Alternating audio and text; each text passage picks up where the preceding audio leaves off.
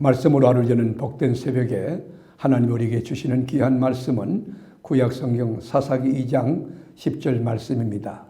온라인 독자만은 여러분도 다 함께 성경을 펴시고 같이 말씀을 읽어 주실까요? 그 세대의 사람도 다 그 조상들에게로 돌아갔고 그 후에 일어난 다른 세대는 여호와를 알지 못하며 여호와께서 이스라엘 위하여 행하신 일도 알지 못하였더라. 아멘.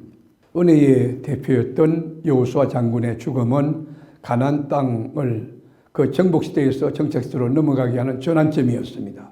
이제 정착해야 될 이스라엘 민족 공동체가 완전히 정복을 하지 못했기 때문에 완전한 정착하는 것은 매우 힘들고 불안한 그런 상황이 되었습니다. 왜일까요? 하나님의 말씀에 절대 순종하지 않았기 때문입니다. 오늘 본문은 이름을 알 수 없는 하나님의 사자가 길갈에서 복임으로 와서 매우 중요한 메시지를 전하는 내용입니다. 1절부터 우리 읽어볼까요? 여호와의 사자가 길갈에서부터 복임으로 올라와 말하되 내가 너희를 애굽에서 올라오게 하여 내가 너희의 조상들에게 맹세한 땅으로 들어가게 하였으며 또 내가 이르기를 내가 너희와 함께 한 언약을 영원히 어기지 아니하리니 너희는 이 땅의 주민과 언약을 맺지 말며 그들의 재산들을 헐라 하였거늘 너희가 내 목소리를 듣지 아니하였으니 어찌 그리하였느냐. 그러므로 내가 또 말하기를 내가 그들을 너희 앞에서 쫓아내지 아니하리니 그들이 너희 옆구리에 가시가 될 것이며 그들의 신들이 너희에게 올무가 되리라 하였노라. 여러분, 하나님께서 언약의 백성들에게 맺은 그 약속의 말씀대로 가나안 땅에 들어오게 하셨고 땅을 분배받게 하셨고 하나님이 그 낮에는 구름기둥 밤에는 불기둥으로 인도해 주셨어요. 그런데 약속의 땅 가나안 땅에 들어와 있음에도 불구하고 여러분, 이 언약의 백성들이 말씀대로 살지 않았던 것이에요. 물론 가나안 땅에 눈앞에 있을 때에 그들은 젊은 장인들이 할례를 받고 여러분 지난해 다 누워 있었어요. 여러분, 이 적군이 치들으면 다 죽는데 그런 하나님을 믿는 믿음과 온전한 헌신을 가지고 살았던 그런 믿음을 가진 세대가 있어요. 이때 왕이 없었지만 하나님을 왕으로 모시고 지휘관인 여호수아를 따라 가나안 정복 전쟁에서 날마다 승리를 거둡니다. 그게 여호수아 5장 2절부터 그리고 여러분 2장 10절부터 11절까지 쭉 읽어보면 그 내용들이 다 승리의 내용이죠. 왜요? 절대 믿음은 절대 결과니까요. 절대 믿으면 절대 승리가요.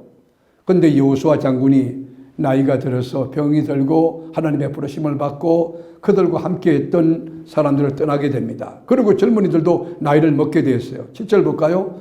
백성이 여호수아가 사는 날 동안과 여호수아 뒤에 생존한 장로들 곧 여호와께서 이스라엘을 위하여 행하신 모든 큰일을 본 자들이 사는 날 동안에 여호와를 섬겼더라. 여기 보면 체험한 세대가 있을 동안에 하나님을 섬긴 것이 여호와의 종 눈의 아들 여호수아가 110세의 죽음에 여러분 여호수아의 죽음은 굉장한 메시지를 던져주고 있는 것이 교회의 믿음을 가진 정말 하나님을 체험한 하나님을 주로 할 줄 알고 말씀에 붙들린 주의 종이 있고 없고 하늘과 땅 차이인 거예요. 그런 장로님이 있고 없고 그 교회가 여러분 방향과 분위기 달라지는 것이 장로님이 새벽 기도하고 장로님이 말씀에 붙들리고 장로님이 헌신하고 장로님이 예배에 여러분 온전히 헌신되어지고 그런 교회는요 복덩어리 교회예요. 여러분, 그런데 여호수아가 죽고 날 때 아직 다 정복하지 못한 남아있는 땅들이 있어요. 그거는 다음 세대가 할 몫이에요. 그런데 이들에게 하나님의 사자가 말하기를 이제까지 하나님께서 백성들에게 성실하게 하셨는데 왜 가나안 땅에 원주민들이 남아있는가? 왜 그대로 살아있는가? 여러분, 왜 그들과 계약을 맺고 공존하려 하는가? 왜 타협하려 하는가? 왜 우상의 단을 깨뜨리지 않고 허물지 않고 있는가? 왜 타협하는 길을 선택했는가? 왜 적당히 믿음 생활을 했는가? 그걸 묻고 있는 거예요. 저들을 내어 쫓지 않았던 건 이것이 뭐냐? 너희의 옆구리를 찌르는 가시가 될 거라. 너희가 예배 안 드리고 왔다 갔다 하고 함부로 한 것, 너희 옆구리 찌르는 가시. 너희 아이들이 그렇게 돼가지고 피눈물 흘릴 날이 올 거다. 그런 메시지와 같은 것이에요. 수렁으로 끌려가는 올무가 될 것이라고 경고합니다. 이스라엘은 가나안 사람들의 삶의 방식을 또 다른 방식이라고 넓게 포용력 가지고 인정했습니다. 그게 문화라고 생각하고 적당히 공존하는 길을 택하려고 했습니다. 이것은 문화적인 것이니 좀 틀린 것, 이거 좀 다른 것이니 우리가 인정하고 수용해야 된다. 그렇게 넓은 마음가지다. 여러분, 하나님께서 외국까지 침략해서 우상을 허물고 무찔러 그렇게 말씀한 거 아니잖아요. 십자군의 전쟁처럼 원정을 가서 불사지르고 도끼질로 이렇게 전부 다 쳐부수라 그런 말이 아니잖아요. 하나님이 약속으로 주신 땅에서는 우상의 단을 다 제하라는 거예요. 그 족속을 다 제하고 하나님만을 하나님 되게 하고 예배가 살고 말씀이 살고 믿음으로 하나님 앞에 찬양드리는 그 땅을 만들라는 거 아닙니까? 하나님이 주신 우리 심령 어떻습니까? 하나님으로 꽉 차 있어요? 믿음으로 꽉 차 있나요? 말씀으로 꽉 차 있습니까? 하나님이 주신 우리 가정, 우리 자녀들, 우리 교회 말씀으로 잘 지켜 제사장의 나라가 이루어지고 있느냐 하는 질문입니다. 이 메시지를 들은 이스라엘 민족들이 큰 소리를 치면서 통곡하고 옵니다. 얼마나 울었는지 그곳 이름을 복임이라고 불러요. 복임이 뭐예요? 울음이라는 울음소리, 울음. 4절 볼까요? 여호와의 사자가 이스라엘 모든 자손에게 이 말씀을 이르매 백성이 소리를 높여 운지라. 그런데 여기에 울었다고 하는 거, 눈물도 흘리고 막 소리도 쳤는데 이게 메타노이아라고 하는 회개가 아닌 거예요. 신사한탄은 신세한탄. 여러분, 우리가 예배 드릴 때 기도할 때 소리를 높이고 뭐 그렇게 하는 것이 중요한 게 아니잖아요.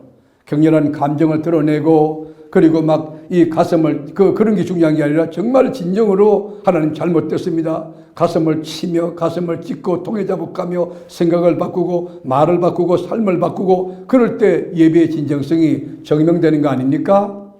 여러분 오늘 10절 볼까요? 그 세대 다른 세대. 여러분 굉장히 깊은 키워드가 있어요. 그 세대 다른 세대. 여러분 다음 세대가 있고 다른 세대가 있는 거예요.